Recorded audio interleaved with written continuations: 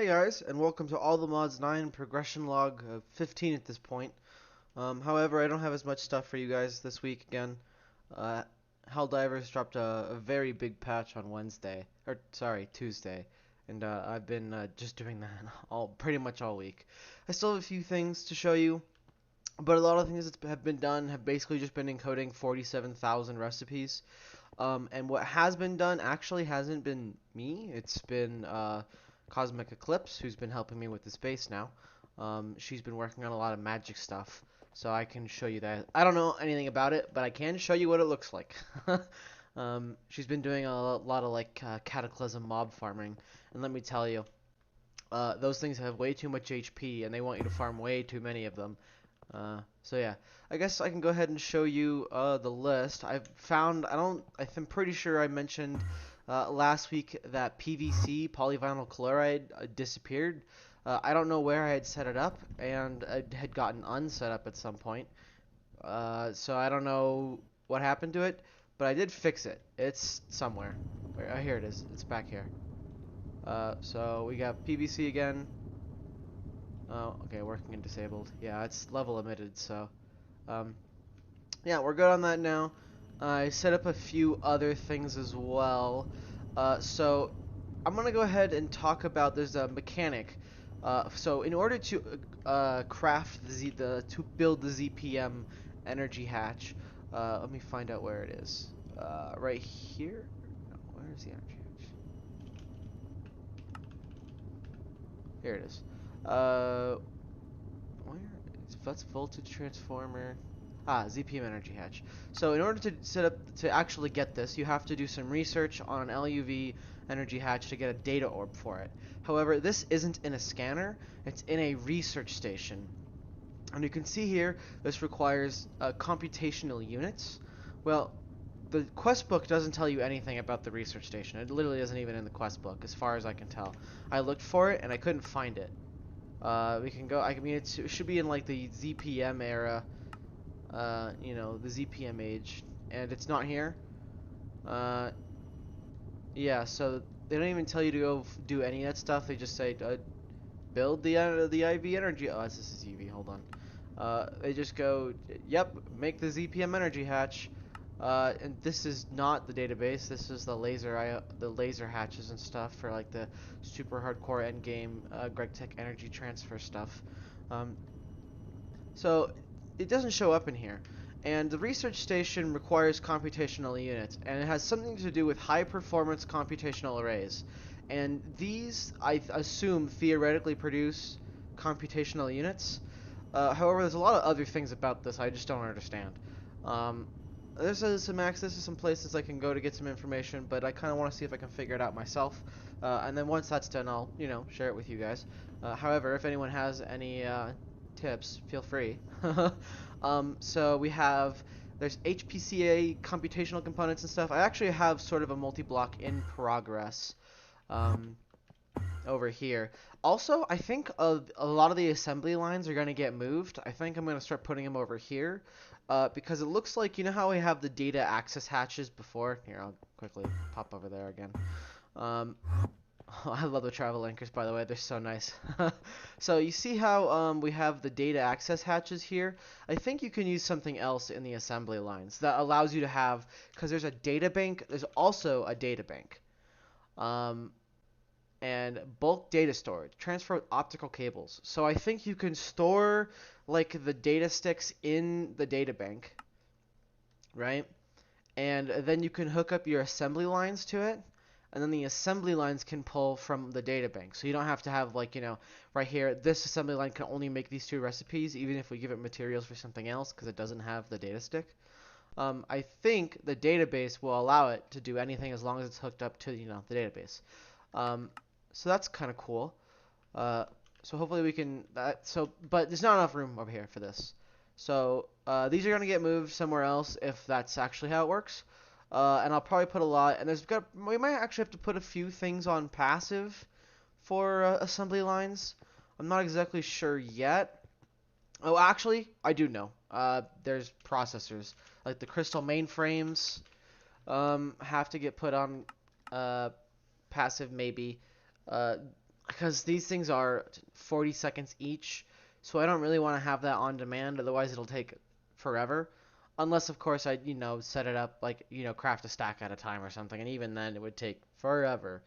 Uh, your first UV circuit. So I mean, we'll get wetware at some point, and let's see. We can actually take a look and see if it's the circuits.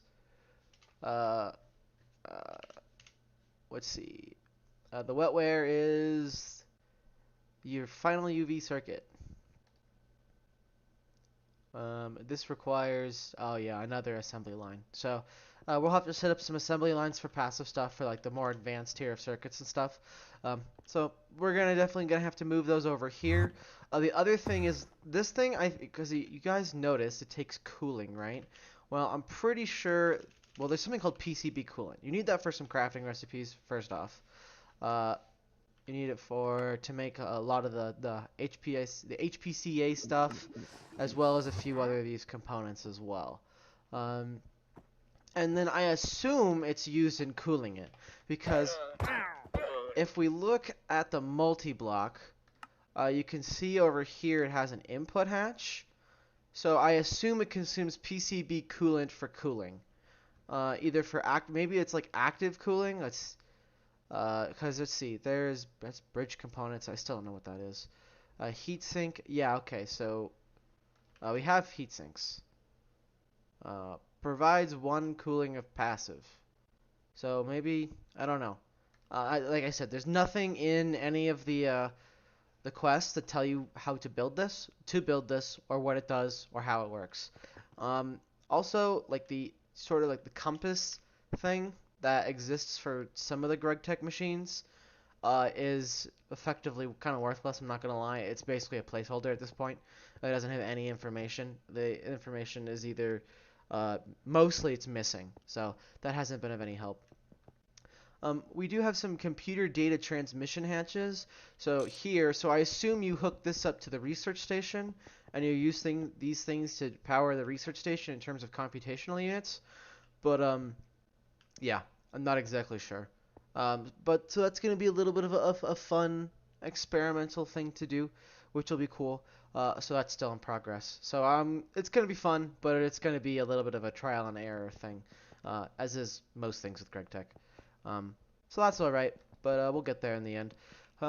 So I've got a lot of the things, like I said before, we're just encoding a bajillion recipes, mainly to make all those computer components. They require a ton of things. We actually have some tritium cables and stuff too. I don't think this shockproof, this lathe here was here last week. I forgor. If it wasn't, well, now it is. It's just a lathe. The other lathe we were using was just a single elite one, and it was kind of slow, especially with how many frames we needed for a lot of things. We use a lot of frames, and that requires a lot of rods, and it wasn't so bad a while ago, but now that we're making a ton of these things, I'm getting a little bit impatient, and I wanted to set this thing up like a month ago, and I just never got around to it. So I'm like, I guess I'll do it now, and I'm doing it now. We have also just part of it is because we have a bajillion recipes that need to go in a lathe. I had filled up an extended pattern provider, and I was like, okay, well, I can either throw down another lathe that's going to be slower, or I can just go ahead and build that multi-block that I was going to build, a month ago. So I decided to build a multi-block. So, yeah. There's been a few. I still add some single block machines in some cases, like extruders over here. I added another extruder for a tiny pipe, just because I don't really feel like I need to. I think it's the material press or something. That does. Yeah, this does. Forming press compressor. Maybe it's something else. Large extrusion machine. So, I mean, you can do this, but multi-block. It's kind of like a weird multi-block to fit in there, and it's not that bad. Like, the extruders themselves are already pretty freaking fast, so I don't really see a point for that, honestly. I think that's it for over here. These things I've checked off just because I'm not going to do them. I've decided that I wasn't going to rebuild ore mech, the ore processing, because it works, and as long as it works, I don't particularly care about that. And I did want to think about replacing the gem crafters with RF Tools ones. If I come over here, I'll show you what I mean. Um, in here, yes. We get a lot of exquisite gems that of things we don't use, like topaz and amethyst and cinnabar, cinnabar, fluorite. That's just from like mining all the ore, right? But we don't really use those things for anything. We use them for like in the regular version, like a lot like the topaz and stuff. We grind down for the stuff in it, like the gas for fluorine. Not that we need that anymore, honestly, but you don't really do anything else with topaz. So, um, cinnabar we centrifuge the dust for mercury, and amethyst we just have a storage for the amethyst shards as is. You don't really use the higher tier gems for anything. So I just craft those down in sequential fabricators. I could use RF Tools crafters, and that was like a plan I had because they're more compact instead of needing two to go from the best to the smallest.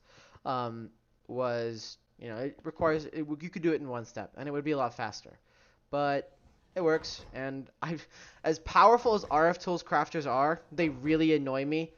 Just because filtering them is a pain in the ass, and you have to sit there for like an hour. Okay, you don't have to sit there for an hour, but it's more trouble than it's worth. When I can just throw down a sequential fabricator, feed it an interface, and call it a day. Uh, so it works, and that's good enough for me. Doesn't really need any upgrades, which is nice. I've also added a few more wires and stuff over here. Oh, I did mention the trinium cables, or the trinium coils, sorry. Uh, over here. Oh, okay. Well, I guess we'll talk about the magic area now. This is what Cosmic has been doing. She decided to do a little bit of decorating for her little magic area, and I honestly really like it. I think it's really cool. I like how it's a little bit different from the rest of the base.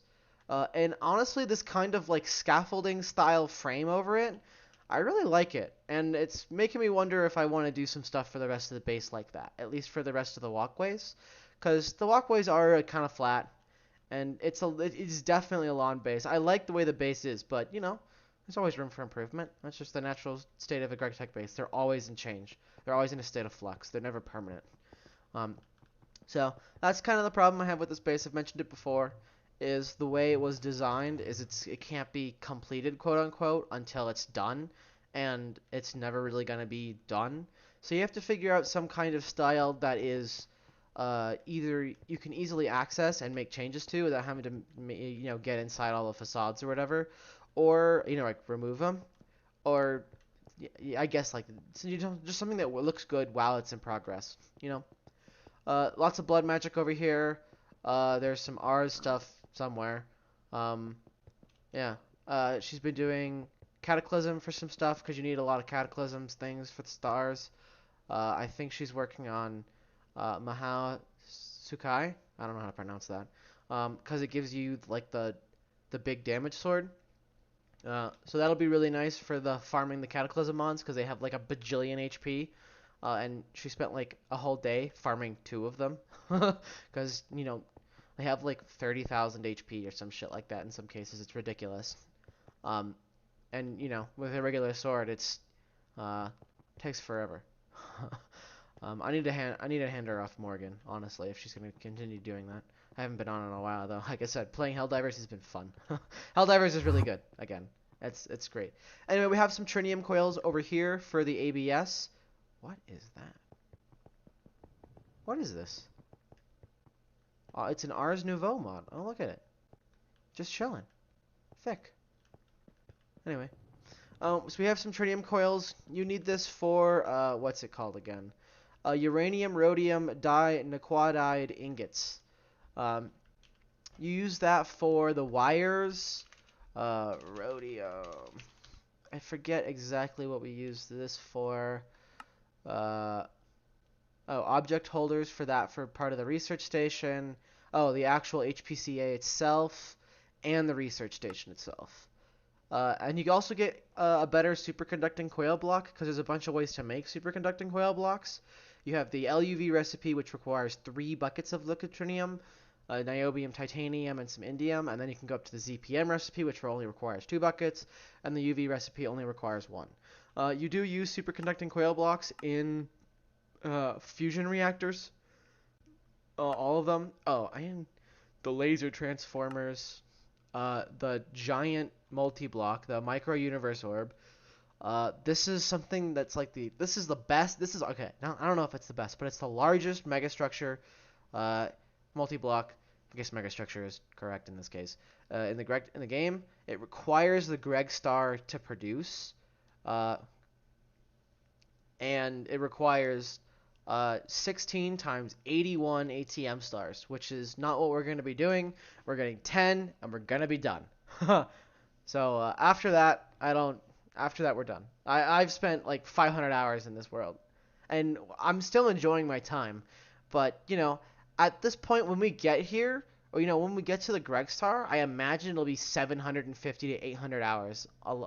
Just me, which is a lot of time. And then you can use it to make the Star Forge as well. That needs a block of. I think this is what you need to make the Greg Star with. Yeah. Okay. Um, yeah. So you use superconducting coil blocks and stuff, and it requires you can make cheaper ones. Um, but man, getting tritium coil blocks, it was a little bit confusing at first because it felt like I needed uh like tritium, the dye whatever it was to make the research stations that I couldn't get around with ZPM energy hatches, but you can. It just takes forever to make the tritium coil blocks. We have another set at least for either we have a 2 more ABSs worth, 3 more ABSs worth, or a 1.5 4-pack EBFs worth if we really need them. Right now we're good. Actually, I need to set up the Nequadria this stuff, Nequadria sulfate dust processing. This requires um, this requires the tritium coils, so I can set that up next. That's something I have to do. Um, I think that's probably about it. I noticed last week that I mentioned I wanted to talk about fusion and then just forgot. I've done that multiple times. My deepest apologies, guys. I haven't built any more fusion reactors in a while. I'm kind of waiting until I can make the fusion Mark IIs. Just because I don't really want to make. I want to make as few of the lower tiers as possible because you get a lot of efficiency by going up tiers. I'm just checking to see if any of these other output hatches has you. Yep, there it is. When I built the, it tells you that you need 16 output hatches for the fusion reactor, and I would recommend you don't if you don't really need to, because it'll just randomly put in the hatches, like this. So I have to plug it in again. It just goes, oh, I see that hatch emptied out. Well, I'm just gonna go ahead and randomly dump it into a different one, and that one's not plugged in. Haha. So that's kind of annoying. So next time I build this, another one, I'm only gonna, give it like 1 hatch of each or whatever, or just as few as it needs. Anyway, that's gonna take it takes a 1.5 minutes. Oh, it booted up faster. That was cool. Oh, one thing to note is TPS is kind of okay again. Last night it was playing at like 20 TPS again. I don't know why it was so bad before and why it's not bad now, but it's not bad now. So fuck it, I guess. It works. As long as it works, I don't particularly care anymore. Anyway, we got a bunch of europium now. Oh yeah, we have got plenty of ingots and stuff too, which is nice. Sorry guys, you can probably tell I'm a little bit congested still.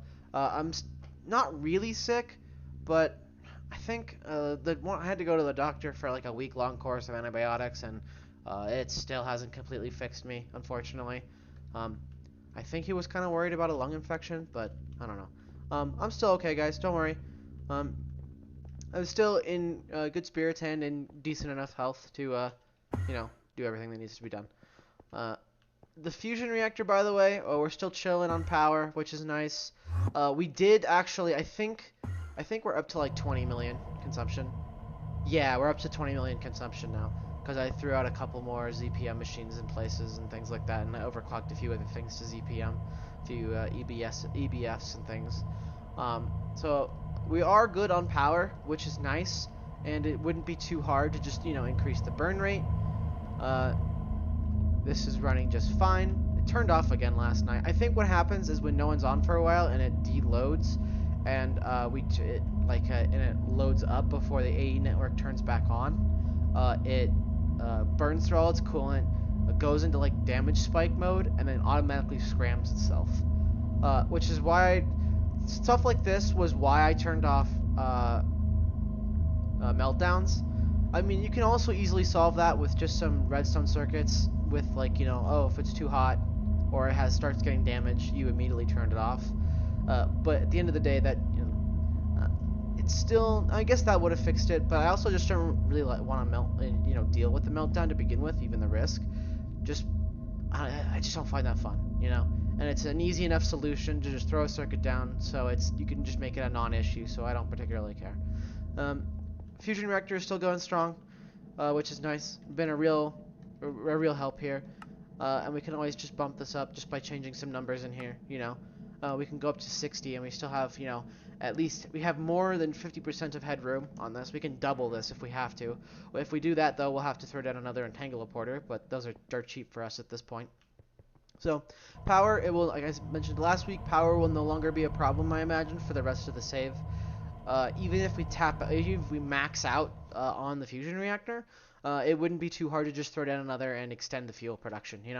So I feel pretty good about power, and I don't feel it's going to need any more significant reworks other than just, no more significant reworks, just beyond, upgrading what we already have.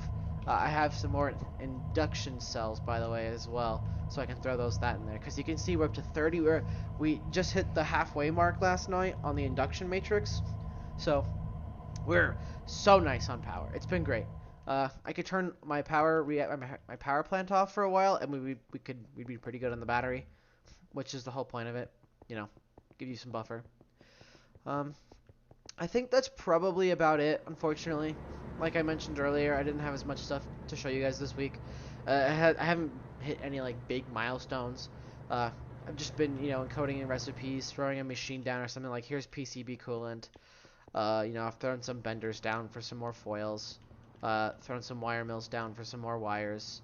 Set up borosilicate glass because you need that for optical cables. That's over in the ABS district. Over here, which is why we have 5 now. One of these things is borosilicate. Yeah, here's borosilicate. That's pretty cheap. It's just boron and glass dust, so I set up passive glass dust. So there's a lot of, like, every week, even if I don't show you guys, there's stuff like that where I'll throw down just, machines that are part of like the big tree of components that I need, but are, not in themselves particularly exciting. Sometimes getting them is like the exciting part, like, the tritium coils for here. That's cool. Things like that. Unfortunately, I don't have as much stuff. But man, Helldivers 2, guys, by the way, so much fun now. It's great. They buffed almost everything. Life is good. I'm having a great time. So I play other games, I've mentioned that. And also I had a little bit of a week-long scramble last week. And it kind of extended a little bit into early this week as well with missing so many classes and things. We're going to have to rebuild this sooner rather than later, I think, just for ZPM. But that will happen once we actually get pretty solidly into ZPM, I think.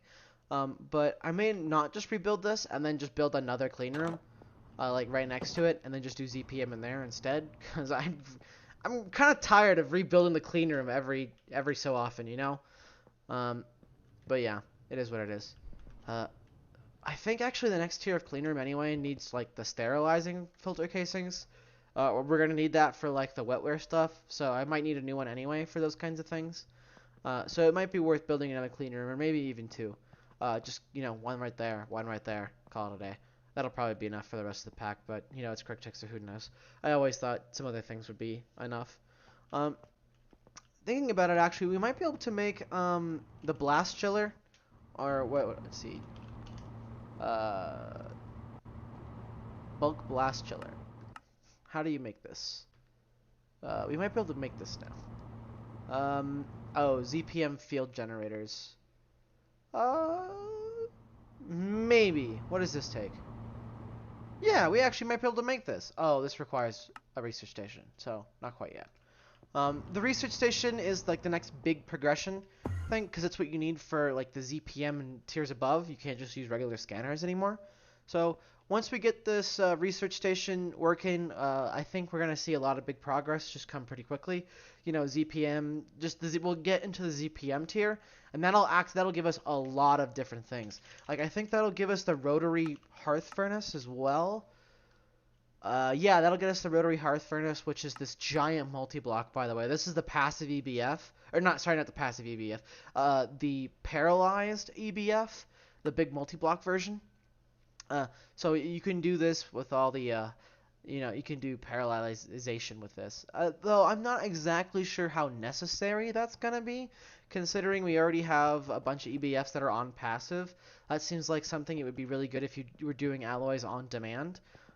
Which is something you can do in Greg Tech New Horizons just because of how expensive everything is.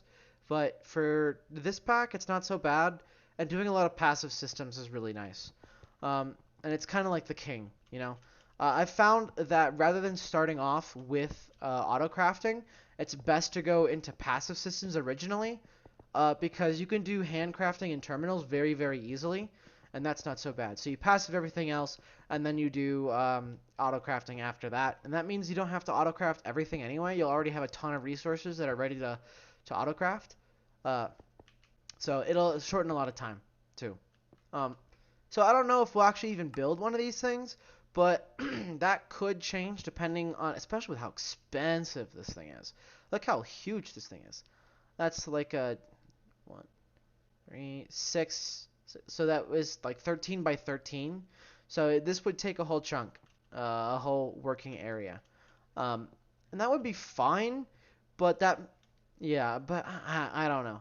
I guess you can also like it'd be like the multi-block machines anyway, where you can have a bunch of distinct hatches, and you can run multiple recipes through it, I guess. But uh, I don't know. I don't know.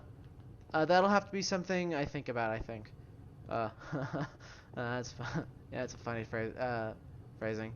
Um, anyway, guys, I've been rambling for way too long at this point, I think. Uh, I hope you guys have had a good week. Mine's been pretty good. Uh, Lots of stuff to do though. We're very busy, especially this upcoming week. It looks like some more lab work's gonna be coming in, and that's gonna be fun. Uh, so yeah. All right, guys. I hope you guys have a good. I hope you guys had a good week, and I hope you guys have a good upcoming week. And I'll see you all again next week.